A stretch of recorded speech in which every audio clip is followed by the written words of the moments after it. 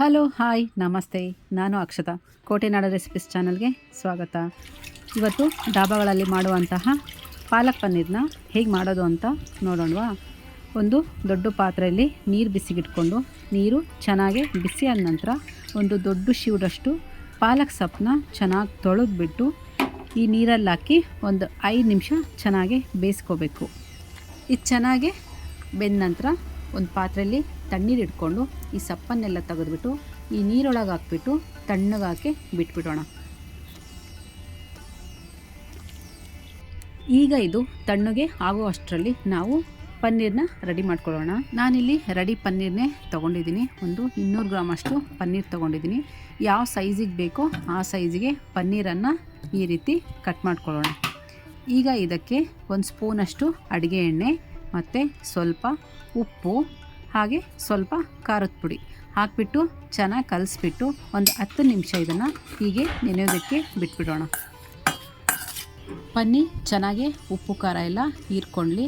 ಅಷ್ಟರಲ್ಲಿ ನಾವು ಈರುಳ್ಳಿ ಮತ್ತು ಟೊಮೊಟೊವನ್ನು ಹೆಚ್ಕೊಳ್ಳೋಣ. ಇಲ್ಲಿ 1 ಈರುಳ್ಳಿ ಮತ್ತು 4 ಚೆನ್ನಾಗಿ ಹಣ್ಣಾಗಿರೋ ಟೊಮೊಟೊನ ತೊಗೊಂಡಿದ್ದೀನಿ. ಬೆಳ್ಳುಳ್ಳಿ ಸಿಪ್ಪೆ ಎಲ್ಲ ತೆಗೆದುಬಿಟ್ಟು ಸಣ್ಣದಾಗಿ ಹೆಚ್ಕೋಬೇಕು. ಇದನ್ನು ಒಗ್ಗರಣೆಗೆ ಹಾಕೋದು, ಹಾಗಾಗಿ ಸಣ್ಣದಾಗಿ ಹೆಚ್ಕೊಂಡು 1 ಈರುಳ್ಳಿ ಅದನ್ನು ಕೂಡ ಸಣ್ಣದಾಗಿ ಹೆಚ್ಕೊಳ್ಳೋಣ.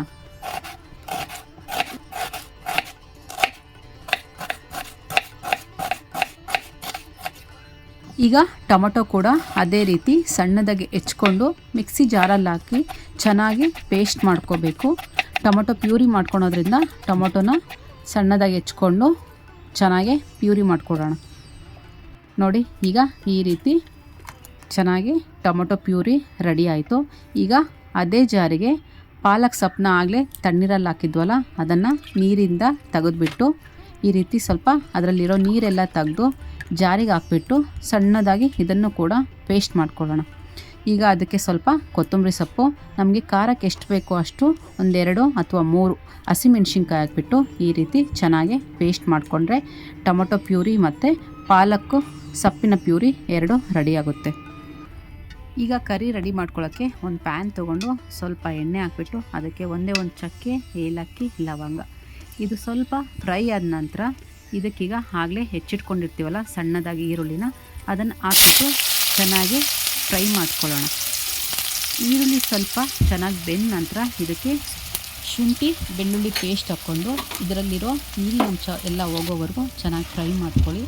ನಂತರ ಆಗಲೇ ಮಾಡ್ಕೊಂಡಂತಹ ಟೊಮೊಟೊ ಪ್ಯೂರಿ ಹಾಕ್ಬಿಟ್ಟು ಇದರಲ್ಲಿರೋ ಸ್ವಲ್ಪ ನೀರಿನ ಅಂಶ ಹೋಗೋವರೆಗೂ ಸ್ವಲ್ಪ ಫ್ರೈ ಮಾಡ್ಕೊಳ್ಳೋಣ.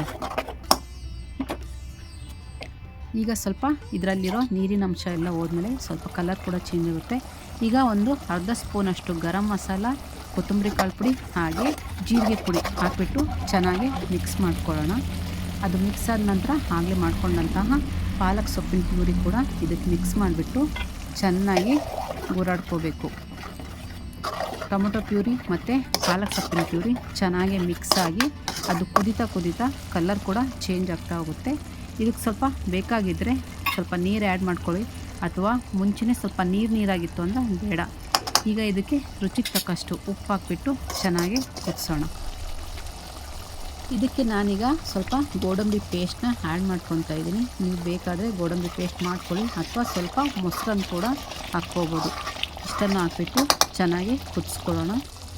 ನಂತರ ಸ್ವಲ್ಪ ಕಸೂರಿ ಮೇಥಿ ಏನಾದರೂ ಇತ್ತು ಅಂದರೆ ಸ್ವಲ್ಪ ಕಸೂರಿ ಮೇಥಿ ಹಾಕ್ಕೊಳ್ಳಿ, ಘಮ ಚೆನ್ನಾಗಿರುತ್ತೆ. ಆಗಲೇ ರೆಡಿ ಮಾಡಿ ಇಟ್ಕೊಂಡಂತಹ ಪನ್ನೀರನ್ನ ಇದಕ್ಕೆ ಮಿಕ್ಸ್ ಮಾಡಿಬಿಟ್ಟು ಚೆನ್ನಾಗಿ ಕುದಿಸ್ಕೊಳ್ಳೋಣ. ನಾವು ಯಾವುದೇ ಫ್ರೈ ಮಾಡಿ ಪನ್ನೀರನ್ನು ಹಾಕಿಲ್ಲ, ಹಾಗೆ ಹಾಕಿರೋದ್ರಿಂದ ಪನ್ನೀರ್ ಕೂಡ ಸಾಫ್ಟಾಗಿರುತ್ತೆ. ಈಗ ಅದು ಮಸಾಲೆ ಹೀರ್ಕೊಂಡು ಸಾಕು.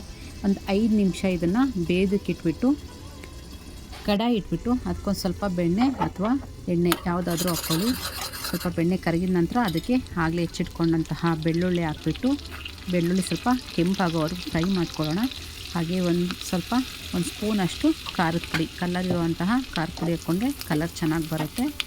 ಇದನ್ನು ಸ್ವಲ್ಪ ರೋಸ್ಟ್ ಮಾಡಿಕೊಂಡು ಈ ಪಾಲಕ್ ಪನ್ನೀರ್ಗೆ ಮಿಕ್ಸ್ ಮಾಡಿಕೊಂಡ್ರೆ ಡಾಬಾ ಸ್ಟೈಲ್ನಂತಹ ಪಾಲಕ್ ಪನ್ನೀರ್ ಸುಲಭವಾಗಿ ಮನೆಯಲ್ಲಿ ರೆಡಿ ಮಾಡ್ಕೋಬೋದು.